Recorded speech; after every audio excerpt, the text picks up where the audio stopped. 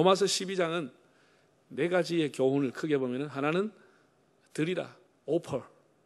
너희 몸을 하나님 앞에 산제물로, 너희 마음을 새롭게 해서 하나님 앞에 드리라는 거예요. offer, 드리라.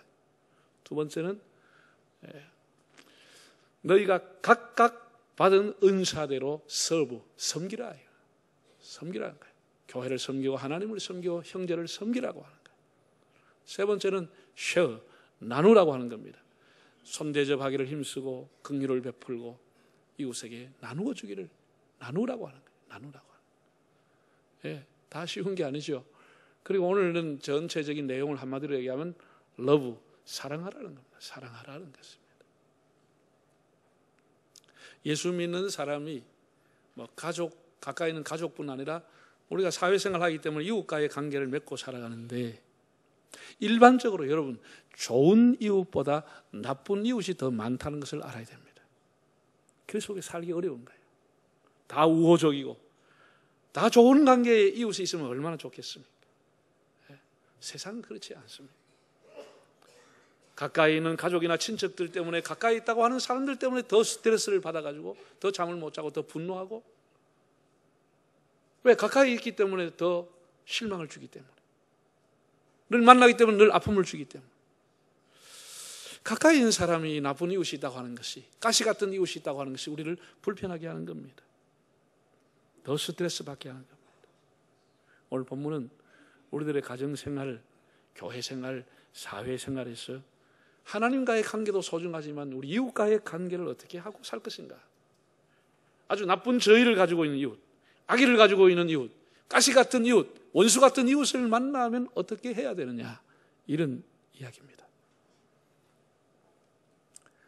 구약에서 하나님께서는 그 나쁜 이웃을 만났을 때 하는 방법으로 동해보복법, 동상동해법이라 불려지는데, 동일하게 갚아주라. 눈은 눈으로, 이는 이로 라고 하는 것은 동해보복법을 상징하는 단어입니다. 사람들이 생각합니다. 사랑의 하나님이 눈은 눈으로, 이는 이로, 그럼 맞냐? 이렇게 얘기하는 사람들이 있을 수 있습니다. 그러나 그것은 굉장히 여러분들의 생각이 짧고 오해인 겁니다. 사람의 심리, 사람의 본능에는 뭐가 있냐? 보복 심리가 다 있는 겁니다. 복수하고자 하는 심리가 누구에나 다 있는 겁니다. 다만 형편이 안 되고 힘이 안 돼서 못할 뿐이지 보복하고 싶은 생각을 다 갖고 있는 거예요. 그런데 상대방의 한 대 맞았다, 이빨이 나갔다. 힘이 있을 때 그 사람을 이빨 하나만 나가게 합니까? 갈비뼈를 부숴버립니다. 이게 사람입니다. 이게 보복 심리라고 하는 거예요. 네가 날 이빨을 건드려, 내가 왕창 갈비뼈를 부숴버립니다. 네가 우리의 손댔어, 내가 네 자식들 전부 다 내가 가만 놔두겠다. 이게 사람의 보복의 심리라고 합니다. 그래서 하나님이 사람이 보복하고 싶을 때, 손해를 봤을 때, 갚을 때는 받은 만큼만 하라는 거예요. 받은 만큼. 이빨은 이빨로, 눈은 눈으로. 받은 만큼, 당한 만큼만 하라고 하는 가이드라인을 제시한 거예요. 이건 굉장히 자비한 법입니다. 사람의 본능에 비해서는 굉장히 자비로운 겁니다. 우리는 옛말에 대로 받고 말로 갚아준다는 말이 있습니다. 하나님은 함부로 복수를 해서는 안 된다는 거예요. 제한을 둔 겁니다. 제한을 둔 거예요. 과거에 무슨 남북 회담을 하다가 북한이 수틀리니까 우리나라 사람에게 뭐라고 했냐 하면 서울을 불바다로 만들겠다고 했습니다. 그래서 나라가 난리가 났습니다. 그래서 그 다음날 우리나라 신문에서 거의 나오는 신문의 논조가 뭐냐? 그렇게 일방적으로 당하고 오냐? 바보들아. 평양을 피바다로 만들겠다고 해야 되지. 왜 그렇게 당하고 오냐? 이 바보들아. 신문에 그렇게 논조가 쓰여졌습니다. 왜? 그 정도로 말해야, 그렇게 못 갚더라도 말해야 마음이라도 시원할 거 아니야. 보복 심리라고 하는 거야. 마음이라도 좀 시원할 건데 왜 벌겋게 당하면 들어오나, 이 바보들아. 그런 내용의 글이 사설에 실렸습니다.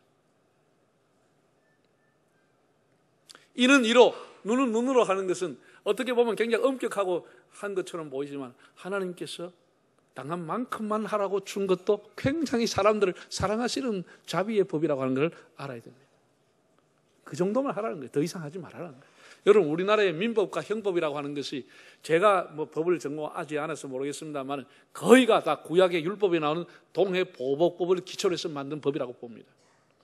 좀 가해자에게 벌을 더 많이 주거나 손해를 입힌 사람에게 더 많은 배상을 물게 한다는 것 뿐이지 전부가 가해자가 어떤 벌을 받느냐 그런 얘기 아닙니까? 여러분, 사람이 인류를 사랑할 수는 있어도 이웃을 사랑하기는 어렵습니다. 이걸 여러분 아셔야 됩니다. 인류를 사랑할 수 있습니다. 그런데 이웃을 사랑하기 어려운 거예요. 왜?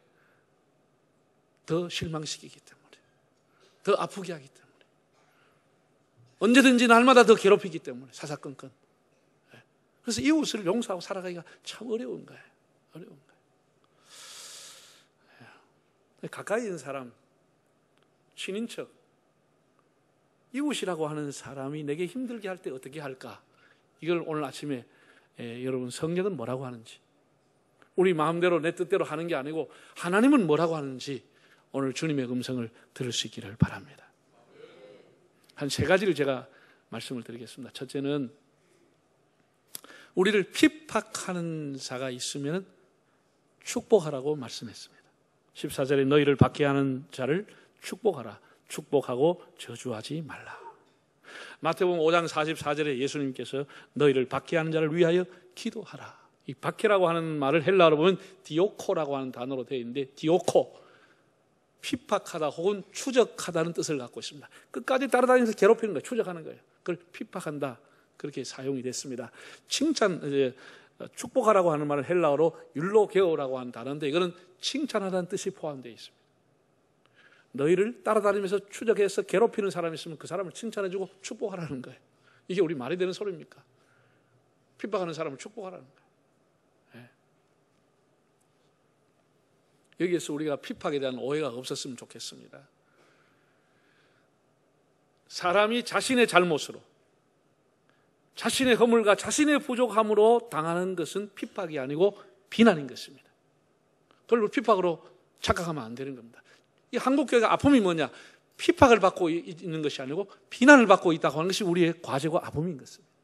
차라리 우리가 핍박을 받고 있다고 하면 오히려 영적으로 더 단단해지고 용기를 가질 수 있는데, 핍박이 아니고 비난을 받고 있다고 하는 것, 이것이 우리의 문제가 아니겠습니까? 네. 사람은 비난받으면서도 핍박으로 착각할 수도 있습니다. 네. 제가 한번 오래전에 제 전도사 시대 때 했던 예화가 생각이 납니다. 그 시골 교회 어떤 집사님이 5일장에 가서 장날 가서 그렇게 보다가 흰 고무신을 훔치고 오다가 들켜가지고 죽도록 두드려 맞고 온 거예요. 그래가지고 떡이 돼가지고 두드려 맞아가 집에 누워 있는데, 그래도 그 전도사님이 신방을 안 갈 수가 없어서 그런 사연을 듣고 갔습니다. 가서 막 이렇게 찜질하고 누워 있는데, 아이고 집사님 얼마나 아프겠습니까? 그랬더니 그분이, 집사님 한 얘기, 주님의 십자가를 생각하고 참고 있습니다. 예? 이런 것은 말이 안 맞는 거죠. 그 사람이 비난받을 일을 하고 핍박을 착각하고 있는 것이죠. 욕을 먹는다고 다 핍박이 아닌 거예요. 예? 자기의 허물과 자기의 잘못으로 받는 것은 그건 비난이지 핍박이 아닌 거예요. 그런데 정말로 핍박은 누구 때문에? 예수 때문에, 복음 때문에 받는 것이 핍박이라고 하는 거예요. 예를 들어가지고 집안에서 제사를 안 지내는 것 때문에 미움을 받았다. 그건 핍박이죠. 제사 때문에. 주일날 교회 오는 것 때문에, 순예배 드리는 것 때문에, 새벽기도 오는 것 때문에, 주일날 11조 하는 것 때문에 비난과 욕을 받았다가 하면 그건 비난이 아니고 핍박인 것이죠. 이런 것을 받을 때 그 상대를 대해서 축복해 주라는 거예요. 기도하고 축복하라는 거예요.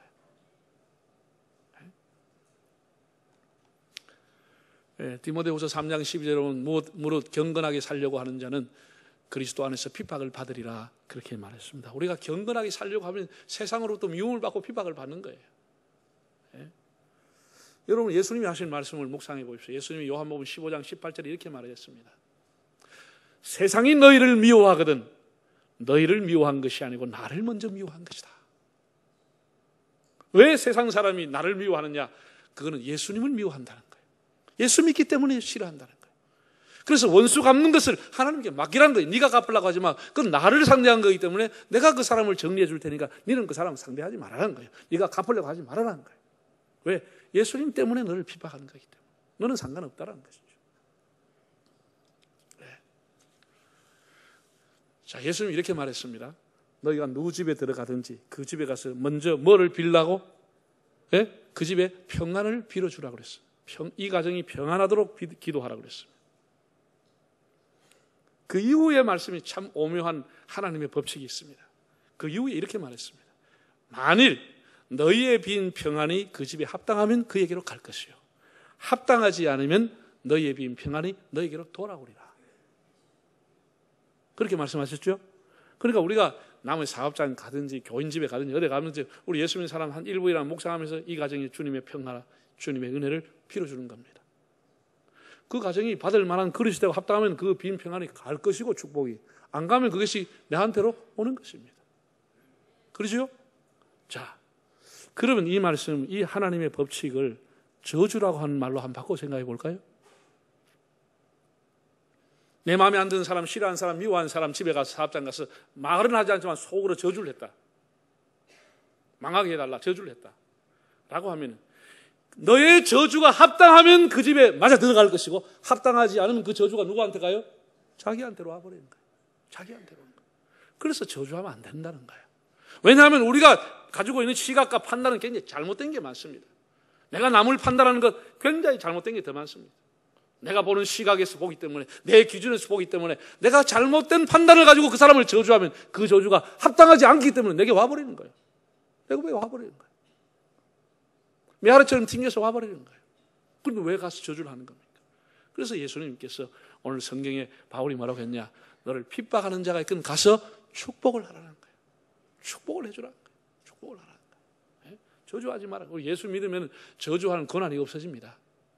저주하면 안 되는 거예요. 기도할 뿐이지.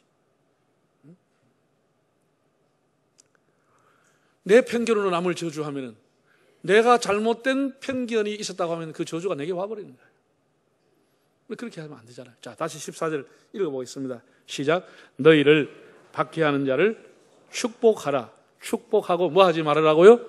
저주하지 말아라. 저주하지 말아라. 자, 여러분, 우리 인류 이제 복음 시대 최초로 순교한 사람은 스데반이라고 하는 집사님입니다. 스데반. 그 스데반 집사님이 돌에 맞아서 죽습니다. 정말 비참하게 입이 뭉개지고 온몸이 피탈 흘려서 너무 과다 출혈로 죽게 되는 거예요. 쉽게 말해서 너무 돌에 많이 맞아서 죽는 거예요. 그가 죽을 때 하나님 이 모습을 보십시오. 저 악랄한 사람들 그냥 둘 겁니까? 저 사람들 벌을 주세요. 저 사람들 저주해 주세요. 자자손손 이렇게 하고 참 저는 억울하게 죽습니다 하고 죽었다고 하면은 그 죽음은 순교가 아니죠. 첫째, 기쁘게 죽음을 받아들여야 순교인데 억울하게 죽는 것은 순교가 아니죠. 억울하게 죽으니까. 두 번째는 그렇게 죽으면 어떻게 되겠습니까? 사울이 예수 믿었을까요? 나중에 스데반이 그렇게 피를 맞고 죽으면서도 얼굴은 천사의 얼굴을 하면서 아버지 저들을 용서하여 주옵소서. 저들이 자기 하는 것을 알지 못합니다 하는 이 기도가 중림들의 옷을 지키고 있던 젊은 사울의 마음을 두드린 것입니다. 그 장엄한 죽음, 저 거룩한 죽음, 저렇게 아우성침에 던지는 돌무덤 속에서 천사의 얼굴이 되어 죽었고 용서할 수 있는 그 죽음, 어떤 죽음일까라고 하는 이 젊은의 마음에 늘 감동으로 남아있는 것이에요. 그리고 다메섹 도상에서 회심의 결정적인 계기를 맞이하게 되는 겁니다. 용서하는 죽음, 핍박자를 축복하는 그의 말, 그것이 젊은 사울의 마음을 움직인 것입니다. 너희를 핍박하는 자를 위해 축복하고 저주하지 말아라. 이게 첫 번째 주님의 음성입니다. 두 번째는 악에게 지지 말고 선으로 악을 이기라 라고 말했습니다. 17절 21절 한번 읽어보실까요? 아무에게도 악을 악으로 갚지 말고 모든 사람 앞에서 선한 일을 도모하라. 악에게 지지 말고 선으로 악을 이기라. 악에게 지지 말고 선으로 악을 이기라. 제가 이걸 쉽게 여러분에게 설명해 드리려고 전쟁이라고 하는 것을 생각해 봤습니다.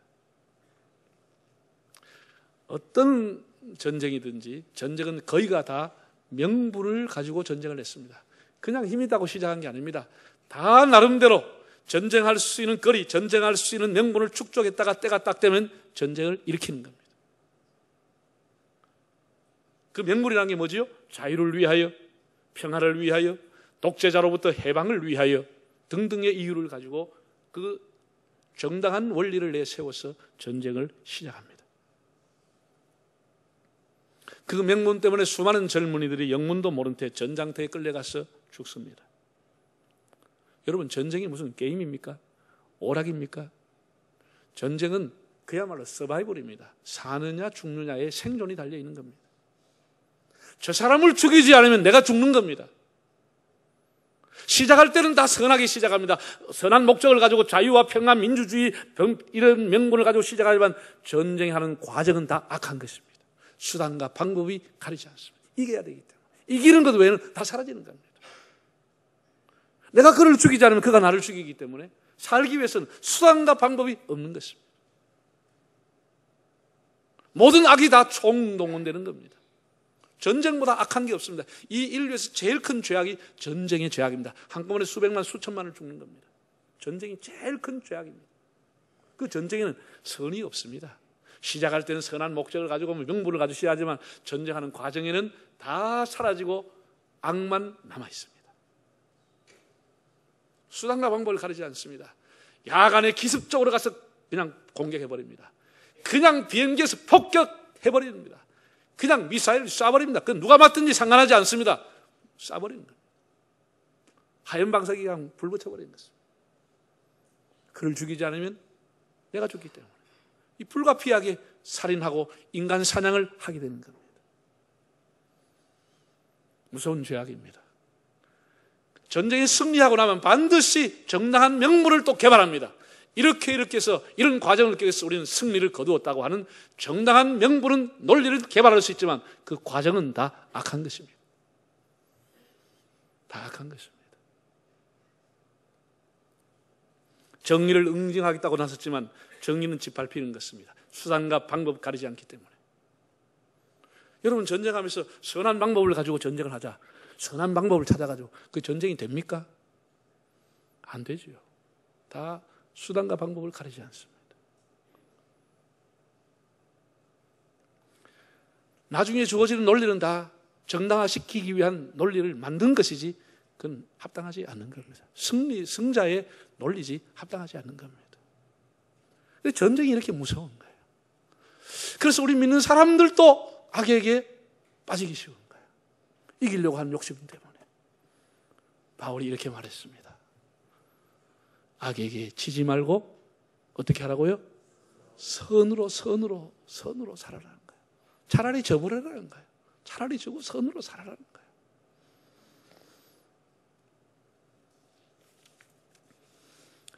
이게 참 쉽지 않은 얘기 아니에요? 인간의 욕심과 탐욕이라고 하는 것은 나중에 자존심 대결 하면서 이겨야 된다고 하는 것으로 가는 거예요. 하나님은 사라지는 거예요. 원래 명분과 목적도 다 사라지는 거예요. 형제들이 상처받고 교회를 떠나는 거예요. 그래서 가난한 교인들이 증가하다는, 다 그래가서 가난한 교인들이 증가하는 거예요. 이 교회도 가기 싫고 저 교회도 가기 싫고 못 가겠다는 거예요.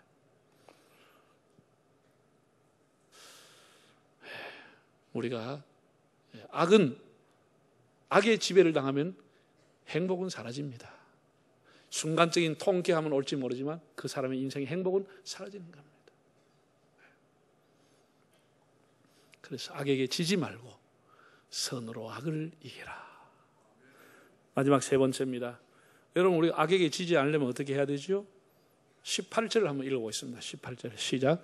할 수 있거든 너희로서는 모든 사람과 더불어 뭐 하라고요? 할 수 있거든. 헬라어로 디나토스, 가능한, 강력한 그런 뜻을 갖고 있는데 가능한 이웃 사람과 화목하게 지내라는 거예요. 평화하고 지내라는 거예요. 원수 맺고 살지 말라는 거예요. 예? 이게 얼마나 어렵습니까? 샬롬이 윈윈이 된다고 하는 거 다 알고 있죠. 그런데 못 참지요. 불편하지요. 예.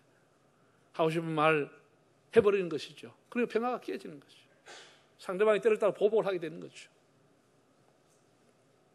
우리가 예를 들어서 요즘 보복이라는 말이 여러 가지로 쓰입니다. 운전도 무슨 운전? 보복 운전. 이게 진짜 굉장히 위험한 겁니다. 앞에 자기가 빨리 가고 싶은데 차 안 비켜줬다. 땅땅땅땅 두 번에도 안 비켜줬다. 그러면 딱 앞에 가서 가로질러가 그 사람 못 가게 일로 가면 일로, 저로 가면 저로 자꾸 진로를 막는 거. 이거 보복 운전이라고 하거든. 보복 운전. 보복하는 거예요. 굉장히 악한 것이죠. 중국이 왜 저렇게 난리를 했죠? 롯데 백화점, 거기 있는 우리나라 제품들 다 차단하고, 완전히 우리 압박이 왜요? 뭐 때문에?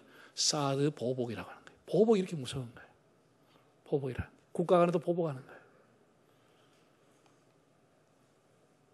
요즘은 이제 이 현대인들이 다 아파트 생활하는데 층간 소음 보복이 일어나는 거예요. 이래가지고 그냥 살인도 나고 그런 거예요. 위에서 애가 콩콩 하면 좀 잠자려고 하면 좀 시끄럽고 운동 소리 나오면 좀 불편하지만은 어떻게 해요? 참을 수밖에 없지. 가서 얘기하면 평화가 깨져버려요. 그 사람이 성질나면 내가 10정사하는데 11정사가 올라와 두드려 볼 수 있어. 콩콩콩콩. 보복할 수 있어. 11.4가 올라와가지고. 우리가 어떤 일이 일어나든 핍박을 받든지, 욕을 먹든지, 좀 손해를 보든지, 내 마음의 평화를 잃지 않아야 되는 거예요. 평화를. 그게 지혜롭게 살아가는 거예요. 지혜롭게 살아가는. 그래서 우리가 냉철할 의미가 있다는 거예요. 냉철할 필요가 있습니다. 누가 무슨 소리를 해도 내 평화가 깨지지 않도록 냉철함을 가져야 됩니다. 악은 절대로 평화를 가져다 주지 않습니다. 행복을 가져주지 않습니다. 그래서 성경은 할 수 있는 대로 가능한 힘을 다해서 화목하고 평화롭게 지내는 그 길밖에 없다라는 거예요. 평화롭게 지내라는 거예요. 여러분, 배너라는 영화를 다 우리가 감동적으로 2번, 3번 한번 봤을 겁니다. 배너에 가장 감동되는 게 뭐죠? 가장 사람에게 쾌감을 주는 것은 마차 경기를 통해서 배너가 메살라를 이기는 겁니다. 그건 쾌감을 주는 겁니다. 즐거움을 주는 겁니다. 그런데 정말로 진한 감동을 주고 하나님의 메시지가 담겨있는 거의 마지막 장면에 나왔습니다. 마지막 장면이 이런 겁니다. 고향에서 쫓겨나고 온 가정이 파산당하고 노예선에 끌려가서 평생도록 죽을 고생을 했던 이 베너라고 하는 이 귀족 자녀 아닙니까? 허 가문의 베너라고 하는 사람이 자기 누이 동생, 자기 어머니는 다 나 혼자 있는 동굴로 쫓겨가 살고 있습니다. 그 동굴에 가서 자기 어머니와 딸을, 누이 동생을 안고 갈보리 언덕으로 올라오다가 예수님이 십자가에 돌아가신 음성을 듣습니다. 그게 마지막 장면입니다. 그 분노심으로 보복심으로 불복을 했던 그 벤너의 마음 속에 주님의 음성이 들려오는 겁니다. 주님, 이들의 죄를 사하여 주옵소서. 이들이 자기 하는 것을 알지 못함이니이다. 이 음성을 듣고 베너가 한 얘기입니다. 나는 이 음성 앞에 내 칼을 내려다 놓았다. 내 검을 내려놓았다. 이렇게 얘기합니다. 이게 주님이 주시는 메시지입니다. 우리가 보복의 칼을 내려놓을 줄 알아야, 주님이 우리를 용서해 준 것처럼 그것을 내려놓을 줄 알아야 하나님의 사람이 진정되는 겁니다. 엄청난 고난과 억울함이 있지만은 칼을 내려놓을 줄 아는 사람, 보복의 칼을 내려놓을 줄 아는 사람이 돼야 하는 겁니다. 여러분, 악이라고 하는 건 살아가면 점점 창걸해집니다. 교묘하게 악은 발달합니다. 교묘한 명분을 가지고 들어오는 겁니다. 우리가 늘 주기도 하지 않습니까? 다만 악에서 우리를 구해달라고. 내가 악의 지배를 받지 않게 해달라고 우리가 기도하며 살아가는 사람들인데 내 스스로가 악을 조장하면 안 되는 것이죠. 냉철한 분별력이 필요한 것입니다. 하나님의 원칙은 그런 겁니다. 너를 핍박하는 자가 있으면 도리어 축복해 주어라. 악한 것이 이르면 악에게 지지 말고 선으로 악을 이겨라. 그리고 할 수 있으면 너의 이웃과 화목하고 평화롭게 살아라. 오늘 아침 주님의 음성으로 들을 수 있기를 바랍니다.